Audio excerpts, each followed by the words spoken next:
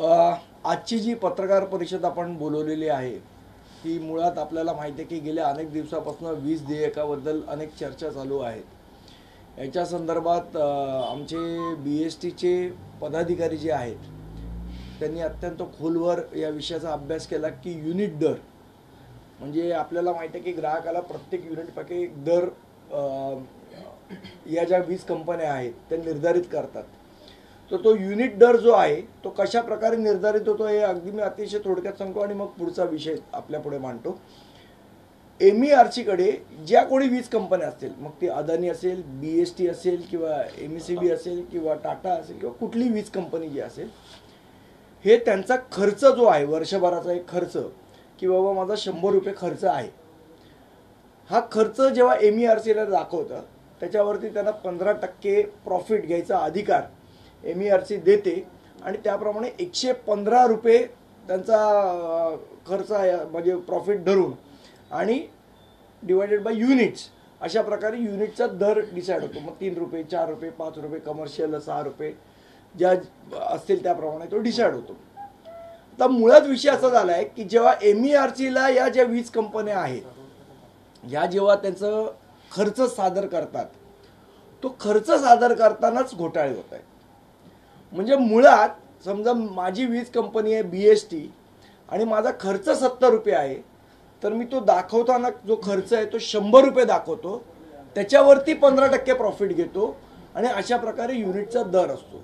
म्हणजे जर 70 रुपये जर खर्च दाखवला असता आणि 15 रुपये असतं पण जे काय 7 आणि 3 म्हणजे 80-85 रुपयाप्रमाणे त्यांचा खर्च झाला असता आणि त्याप्रमाणे युनिट दर असता समजा 2 रुपये असता, पण खर्चच वाढवल्यामुळे जो युनिट दर ग्राहकांना 2 रुपये यायला पाहिजे तोच ग्राहकांना 4 रुपये जातो। म्हणजे 100% जवळजवळ त्याच्यामध्ये वाढ होते। अशा प्रकारची फसवणूक या सगळ्या वीज कंपन्या ही MERC ची करतायत। आपल्याला आठवत असेल तर याच विषयात दिल्लीचे मुख्यमंत्री सन्माननीय अरविंद केजरीवाल यांनी जो वीज दर दिल्लीमध्ये कमी केला त्याचं प्रमुख कारणच हे होतं, त्यांनी वीज कंपन्यांचा जो खर्च आहे त्याच्यावर सरकारच्या माध्यमातून ऑडिट केलं आणि जेव्हा कळलं की कुठले कुठले खोटे खर्च दाखवलेले आहेत आता त्याप्रमाणे त्यांनी त्यांना दर कमी करायला लावले। त्यामुळे आज दिल्लीकरांना जी आहे वीजेचा जो दर आहे तो कमी मिळतोय, वेराज महाराष्ट्रातल्या जेवढ्या वीज कंपन्या आहेत त्यांच्यामुळे त्यांच्या खोट्या दाखवलेल्या खर्चामुळे हा जो दर आहे युनिटचाच दर आहे हा आपल्याला वाढवून मिळतोय। आता याची उदाहरणं द्यायची झाली तर माझ्याकडे आता BSTचा आर्थिक ताळेबंद आहे।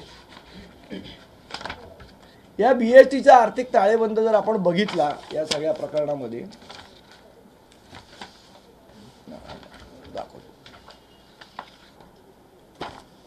आणि हे सगळे पेपर्स आम्ही RTIच्या माध्यमातून गोळा केलेले आहेत। आता आपण पाठच्या 4 वर्षाचा BSTचा ताळेबंद जर बघितला तर 2016 ते 2017 उत्पन्न त्यांचं 4,530 कोटी रुपये होतं, खर्च 3,297 कोटी होता आणि नफा जो झाला त्यांना 1,233 कोटीचा। 2017-18 3,883 खर्च झाला, उत्पन्न आलं, 3,204 खर्च झाला आणि 639 कोटी निव्वळ नफा मिळालेला आहे। 2018-19 ला 3,759 कोटी रुपये त्यांचं उत्पन्न आलं, 3,127 कोटी रुपये खर्च आला आणि 632 कोटी रुपये निव्वळ नफा मिळालेला आहे। 2019-20 3,574 कोटी उत्पन्न आहे, 3,288 कोटी त्यांचा खर्च झालेला आहे आणि 286 कोटीचा निव्वळ नफा मिळालेला आहे।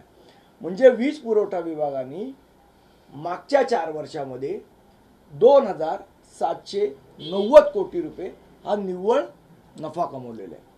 मग जर तुमची कंपनी प्रॉफिटमध्ये आहे, तुम्हाला जर नफा मिळतोय, तर या मार्च महिन्यात आमचा प्रश्न आता इथे सुरुवात होतो, या मार्च महिन्यात विजेचा दर BSTला का वाढवून मिळाला? आता याची जर कारणं आपण बघितली तर अतिशय थोडक्यात मी तुम्हाला सांगणार आहे। हे जे खर्च दिले जातात जे MERCला दाखवतात, आता फॉर एक्झाम्पल आपल्याकडे ही BSTचा जो ताळेबंद आहे त्याच्यामध्ये हे सगळे खर्च त्यांनी दिलेले आहेत। आता उदाहरण द्यायचं झालं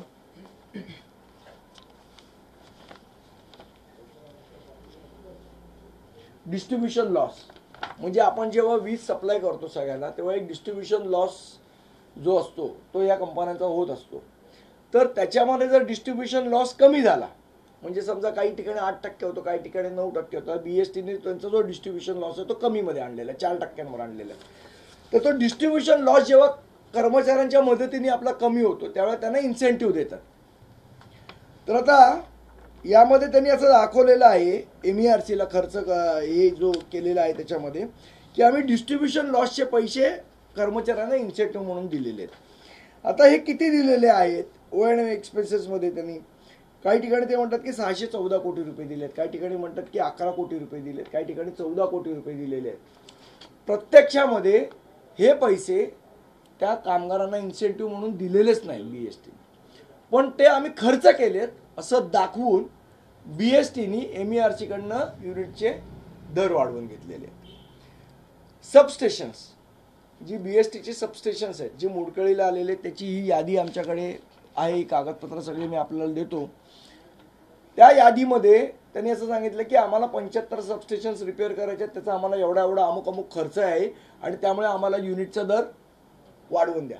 प्रत्यक्षात ती सबस्टेशन्स गेल्या 5 ते 6 वर्षात रिपेअरच झालेली नाही, पण तो त्याचा खर्च म्हणून त्यांनी घेतलेला आहे आणि युनिटचा दर वाढवून घेतलेला आहे. आता MERCचा जो नियम आहे त्या नियमाचा मी तुम्हाला हे देतो, म्हणजे तो सांगतो काय नियम आहे. Mechanism for sharing of gains or losses on account of controllable factors.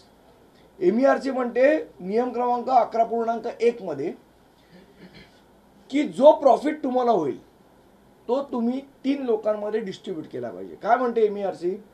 The approved aggregate gain to the generating company or the licence of MSLDC on account of controllable factor shall be dealt with the following manner. म्हणजे जो नफा झालेला आहे तो खालच्या प्रमाणे त्याचा distribute व्हायला पाहिजे. 2/3 of the amount of such gain shall be passed as A rebate in tariff over such period as may be stipulated in order to the commission under regulation 8.4. म्हणजे 2/3, आता 2700 कोटी रुपये जर प्रॉफिट झाला तर याचा 2/3 पार्ट हा त्यांनी ग्राहकांना द्यायला पाहिजे होता. म्हणजे ग्राहकांचा उलट युनिटचा जो दर आहे तो कमी व्हायला पाहिजे होता, त्याच्याऐवजी तो जास्ती होतोय. म्हणजे या मार्चमध्ये खरं तर लोकांना BSTच्या माध्यमातून युनिटचा जो दर आहे तो कमी व्हायला पाहिजे होता, त्याच्याऐवजी आपल्या सगळ्यांना वाढीव बिलं आलेली आहेत. The balance amount of such gains shall be retained by generating company or licensor or MSLD. 2/3 लोकांना द्या आणि उरलेला पार्ट तुम्ही स्वतःकडे ठेवा. आणि त्याच्यातला जो पार्ट आहे तो तुम्ही कामगार, BSTचे जे कामगार आहेत त्यांना तुम्ही तो नफा जो आहे तो त्यांच्या पगारामध्ये समसमान डिस्ट्रीब्यूट करा. हे कोण म्हणतंय? हे MERC म्हणते, जी रेग्युलेटिंग अथॉरिटी आहे ती म्हणते. आता जो BSTचा जो ताळेबंद मी तुम्हाला दाखवला त्याच्यामध्ये त्यांनी असं म्हटलं की गेल्या 4 वर्षात आम्ही कामगारांना LTA म्हणजे जी लिव्ह ट्रॅव्हल अलाउन्स जी देते ती आम्ही काही कोटी रुपये दिलेली आहे. प्रॉव्हिडंट फंडचे त्यांना पैसे द्यायचे होते, त्याचे पैसे आम्ही दिलेले आहेत. प्रत्यक्षात आपण बघाल तर BSTच्या कामगारांना 2018 च्या नंतर पैसेच मिळाले नाहीत. त्यांचा प्रॉव्हिडंट फंड मिळाला नाही, त्यांची ग्रॅच्युइटी मिळालेली नाही, पण ते आम्ही दिली आहे असं त्यांनी दाखवून युनिटचे दर वाढवून घेतलेले. म्हणजे इतका खोटेपणा जर BST करते, जी गव्हर्नमेंट अंडरटेकिंग बॉडी आहे, जी आपल्या बृहन्मुंबई महानगरपालिका टेकिंग अंडर बॉडी आहे, ती जर एवढा खोटा खर्च दाखवून जर या घेत आहेत तर मग अदानी असतील, जे MECB असतील, या ज्या प्रायव्हेट कंपन्या आहेत त्यांच्यावर सरकार म्हणून कंट्रोल आहे, असणार आहे की नाही असणार आहे, हा आमचा प्रश्न आहे. आणि वारंवार आम्ही ज्या आमचे सन्माननीय नेते नांदगावकर साहेब ऊर्जा मंत्र्यांकडे गेले, ऊर्जा सचिवांकडे गेले, आम्ही MERC मध्ये आमचं एक शिष्टमंडळ घेऊन आम्ही जनतेच्या वतीने ही केस रिप्रेझेंट केली MERCला की बाबा हा कशा पद्धतीने खोटा खर्च दाखवला गेला आकडेवारी सकट. कारण हा जो आहे हा सगळा अख्खा बंच या कागदांचा आहे. ही सगळी कागदं आमच्याकडे आहेत ज्याच्यात खोटे खर्च दाखवलेले आहेत. ही सगळी कागदं नेऊन आम्ही MERCकडे सबमिट केलेली आहेत. तरी सुद्धा हा दर वाढवून देण्याचं काम आणि पाप हे MERCने केलेलं आहे. म्हणून आमची ही मागणी आहे की सरकारने या सगळ्या वीज कंपन्यांवर एक त्रयस्थ ऑडिट नेमावा, त्यांच्या खर्चाची चौकशी करावी की खरोखर हे खर्च जेन्युइनली झालेले आहेत की नाही झालेले आहेत, आणि त्याप्रमाणे त्याच्यावर फसवणुकीचा या वीज कंपन्यांवर गुन्हा दाखल करावा. जर त्यांनी आता तर माझ्या मते BSTवर त्वरित, BSTचे जे GM आहेत त्यांच्यावर त्वरित फसवणुकीचा गुन्हा दाखल झाला पाहिजे.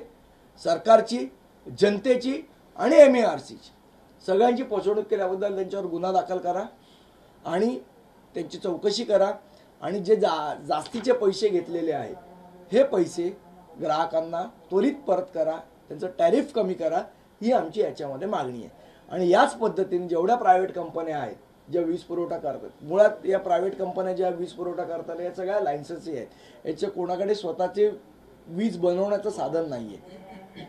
म्हणजे आपली जी MECB सारखी कंपनी आहे ही कंपनी सुद्धा त्यांच्या मशिनरी विकत घेत नाही. आज कुठे गावात ट्रान्सफॉर्मर लावायचं आहे, कुठे केबलिंग करायचं आहे, प्रायव्हेट माणसाकडनं त्यांनाच करायला लावते, ती केबलिंग घ्यावं लागते, त्यांना ट्रान्सफॉर्मर. मग तुमचा मशिनरीमध्ये खर्च नाही, तुम्ही कामगारांचे पैसे देत नाही आहात, तुम्ही सबस्टेशन नीट बांधत नाही आहात, मग तुमचा खर्च होतोय कुठे? आणि मग ग्राहकांवर हा अतिरिक्त बोजा का तुम्ही टाकताय? या प्रश्नाचं उत्तर आम्ही सरकारला वारंवार बैठका घेऊन विचारलं. आमचं आंदोलन झालेलं आहे, मोर्चे झालेले आहेत.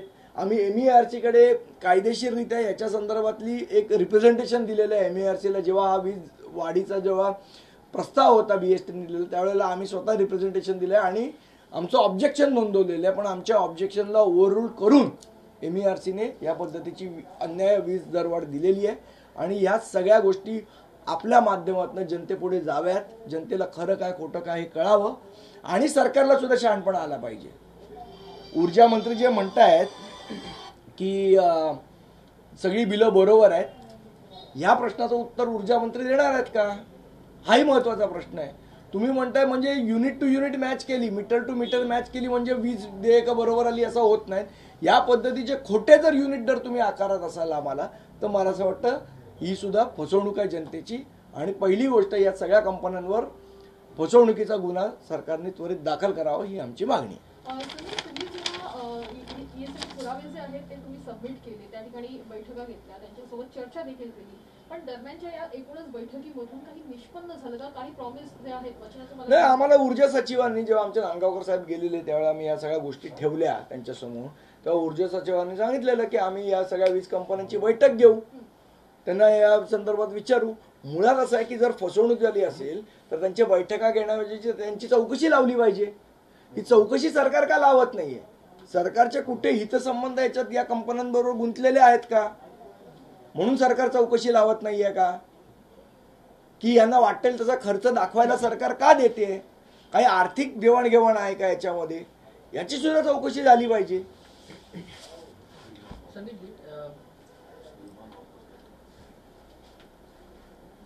थोडक्यात MERCची या खासगी वीज कंपन्या कशा पद्धतीने फसवणूक करतात आहे, युनिट दर कसे वाढवले जातात आहे, थोडक्यात पुन्हा एकदा जरा सांगा बरं. पुन्हा एकदा कशा पद्धतीने? नाही, मुळात असा आहे विषय की या जो खर्च जो आहे, वीज कंपन्या खर्च दाखवतात. समजा त्यांनी 100 रुपये खर्च दाखवला, त्याच्यावर 15% MERC त्यांना प्रॉफिट घ्यायला देते आणि अशा प्रकारे 115 रुपयाप्रमाणे जो खर्च आहे त्याला अनुसरून विजेचा दर निश्चित केला जातो. पण मुळात जो खर्च 70 रुपयाचा आहे तो या कंपन्या खोट्या सगळे खर्च दाखवून तो 100 रुपये करतात आणि अशा प्रकारे ऑलरेडी 30-40% ते वाढवतात आणि त्याचा खर्च दाखवतात आणि त्याप्रमाणे ग्राहकांना, त्यामुळे युनिटचा दर जो असायला पाहिजे त्याच्यापेक्षा 30 ते 40% अधिक आहे युनिटचा दर, आणि अशा पद्धतीने ग्राहकांची फसवणूक केली जाते. काय आपली आता मागणी असेल, काय कारवाई? आमचं म्हणणं की आम्ही एवढे पुरावे दिलेले आहेत, सरकारकडे पण दिलेले आहेत, MERCकडे पण दिलेले आहेत, आपल्याकडे आपण मानतो या सगळ्यांवर, या वीज कंपन्यांवर फसवणुकीचा गुन्हा सरकारने दाखल केला पाहिजे, त्याची चौकशी झाली पाहिजे, युनिटचे दर कमी केले पाहिजेत आणि ग्राहकांना दिलासा दिला. ऊर्जा मंत्र्यांना काय आपण? ऊर्जा मंत्र्यांना हे सगळे कागद आम्ही दिलेले आहेत. आम्ही वारंवार त्यांच्याशी बैठक केलेली आहे. आमचे सन्मान नेते बाळा नांदगावकरांनी बैठक केलेली आहे. आमच्या बाकीच्या शिष्टमंडळांनी ऊर्जा सचिवांची बैठक केलेली आहे. हे सगळे पुरावे आम्ही दिलेले आहेत. याच्यानंतर जर सरकार जाणून दुर्लक्ष करत असेल, सरकारच्या याच्यामध्ये काय आर्थिक हितसंबंध गुंतलेले आहेत का, याची चौकशी व्हायला लागेल. सर, जर तुमच्या मागण्या पूर्ण झाल्या नाहीत किंवा जर कारवाई काही करण्यात झाली नाही तर मनसेकडनं काय आमचा पाठपुरावा चालूच आहे. आम्ही आज MERC जेवढे कायदेशीर पाठपुरावे करायचे तेवढे आम्ही करतोय, पण ही गोष्ट जनतेच्याही लक्षात आली पाहिजे म्हणून आज आम्ही जनतेपुढे आलेलो आहोत.